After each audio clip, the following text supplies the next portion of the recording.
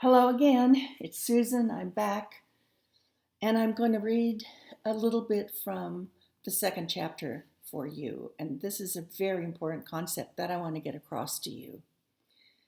The second idea that transformed the way I think about conversations and relationships arrived courtesy of Ernest Hemingway. In The Sun Also Rises, a character is asked, how did he go bankrupt? He responds, gradually and then suddenly. At the time I read this, I had had more than 10,000 hours of conversations with industry leaders worldwide.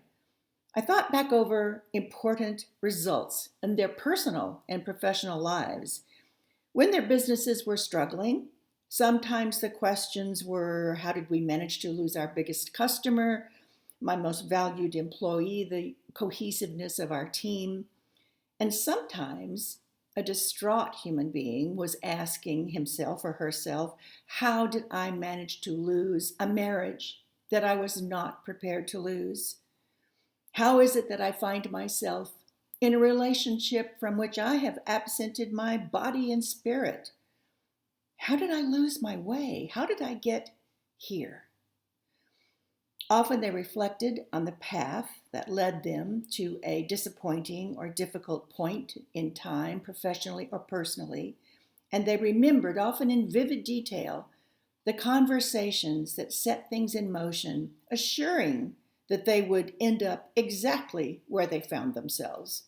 They lost that customer, that employee, the cohesiveness of their team, their marriage, their joy. One failed or one missing conversation at a time. In fact, it was often the missing conversations for which they were paying the greatest price. The conversations they had avoided for days, weeks, months, even years that caused the most devastation. This is painfully clear in many personal relationships.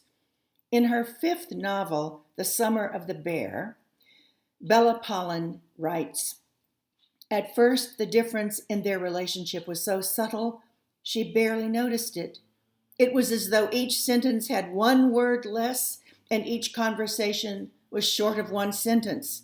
Slowly but surely, though, whole paragraphs began to disappear from their lives, and information was being exchanged on a need-to-know basis only.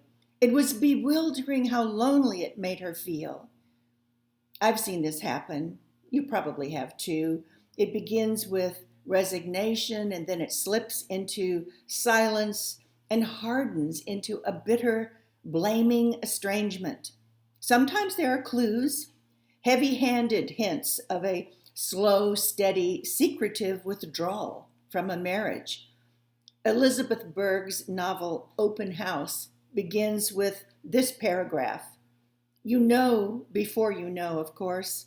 You are bending over the dryer, pulling out the still warm sheets, and the knowledge walks up your backbone. You stare at the man you love, and you are staring at nothing. He is gone before he is gone. By the same token, how did we arrive at our current happy state of affairs in the areas that matter most to us? Whenever I ask someone how he or she achieved something celebratory at work or at home, they often describe the conversations that had led to success and to happiness. The idea I want you to embrace is that our relationships thrive, flatline, or fail gradually, then suddenly, one conversation at a time. We all wake up when a negative suddenly arrives at our door. I love you, but I don't love our life together. I love you, but much of what I've told you about myself is untrue. I love you more than I've ever loved anyone except for someone I met at work. I love you, but I don't believe that you love me. We have fallen into a routine that is unhealthy and boring. I've been thinking of leaving. If suddenlies like these are a surprise, then we've been asleep at the wheel. Perhaps we were snoozing in the passenger seat while our partner was heading in a direction we hadn't planned on. If we are shocked, When we arrive at a painful suddenly, it's because we haven't been paying attention during gradually. And this is a problem because gradually is where we live most of our lives. We hadn't noticed which direction the relationship was headed, or we pretended not to, or we absolutely did notice but didn't know how to fix the problem. We found ourselves wondering but not saying, "Are you still in there somewhere? When I look at you sitting only a few feet away, it seems you're actually many miles away." In a ritual to read to each other, poet laureate William Stafford wrote, "It is important that awake people be awake." Everyone wakes up at suddenly. I want you to remain awake during gradually, alert and responsive to clues. The wind has shifted and the animals are acting funny. That you're headed towards a negative suddenly. Unlike the movies, in which bloodstains are easily detectable, the clues that the current reality is changing are often subtle, yet less dramatic. Yet it's important that you notice them because you can almost always intervene during gradually. The cleanup crew has to deal with suddenly. Think about where you are today. You're here. What words or phrases describe your most important relationship right now, or a relationship that ended? Now imagine the relationship you desire. What words or phrases describe that relationship? If you ask yourself, how will I get from where I am today to where I want to be? The answer is simple. You'll get there the same way you got here, gradually, then suddenly, one conversation at a time.